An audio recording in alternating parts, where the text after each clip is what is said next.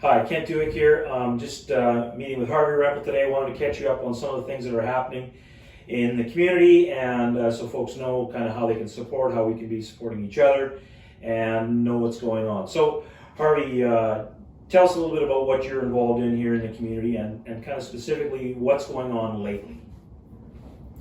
So I work as one of the community ministers here with Inner City to Live, and for years I've been walking alongside a lot of the gang-involved youth and their families, and especially in the last few years, a lot of our friends have been struggling with meth addictions and been kind of learning about that whole world. And I think one of the things that struck me numerous times in the past couple of weeks, even this morning meeting with a friend who recently got out of prison and is kind of trapped in that whole meth world, and when he came to visit and we asked him to come inside and wash his hands and explain him some of the stuff, and he's like, is that whole thing real, like this COVID thing or whatever? And I'm like, yeah, it's real. He's like, I thought it was just like a thing in your mind, or just he didn't understand that it's actually a real thing. And I've had this a couple of times now with people in the past week or two, and I think especially for those that are caught up in a world of addictions and living in drug houses, trap houses, and encountering violence on a regular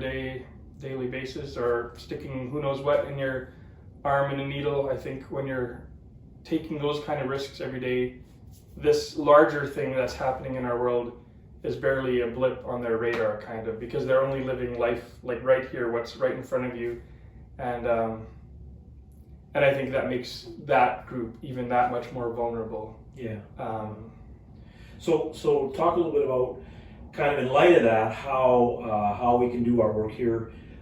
First of all, through Inner City Youth Alive and folks that are supporting people that are battling addictions in the community.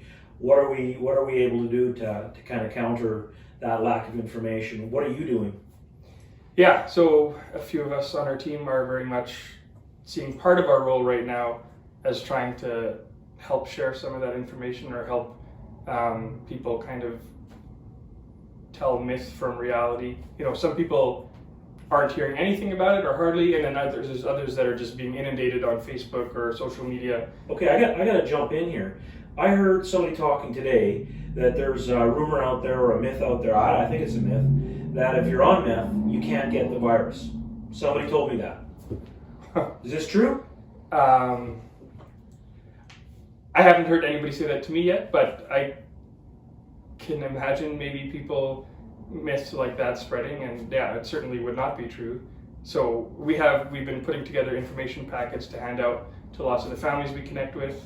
So maybe within this group, most of them aren't necessarily going to read through an information packet, but we can be sharing with them a lot of the standard things about washing hands, about social distancing, about the precautions they can take.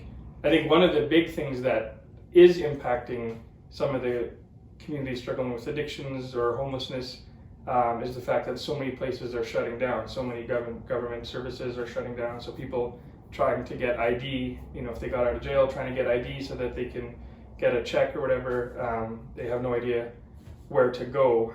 So those are some of the things that we're trying to help people understand and try and support them in.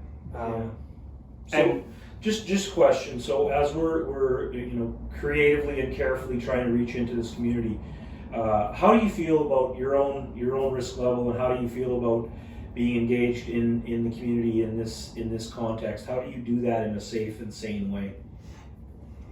Yeah, it's challenging. I think we're still learning.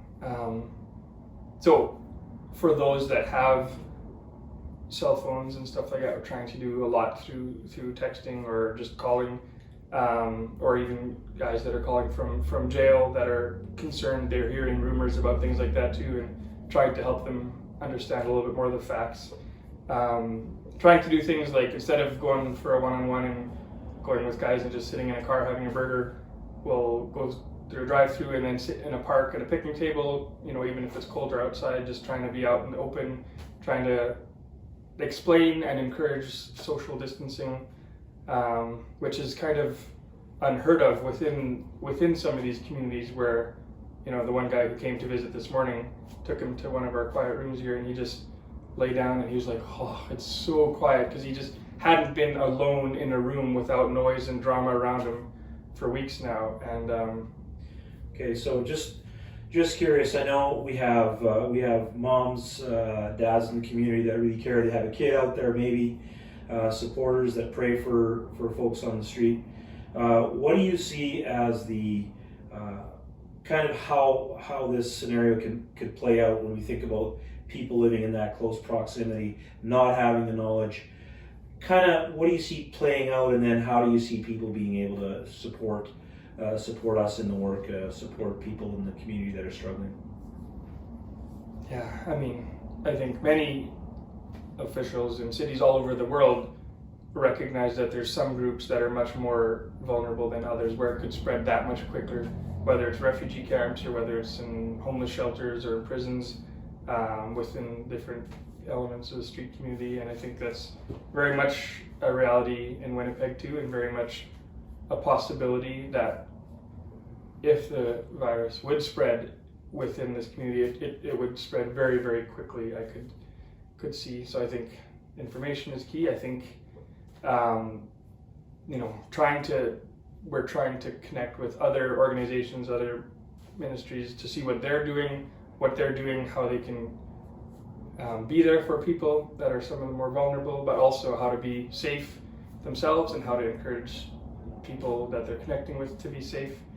I think one of the biggest struggles will be the whole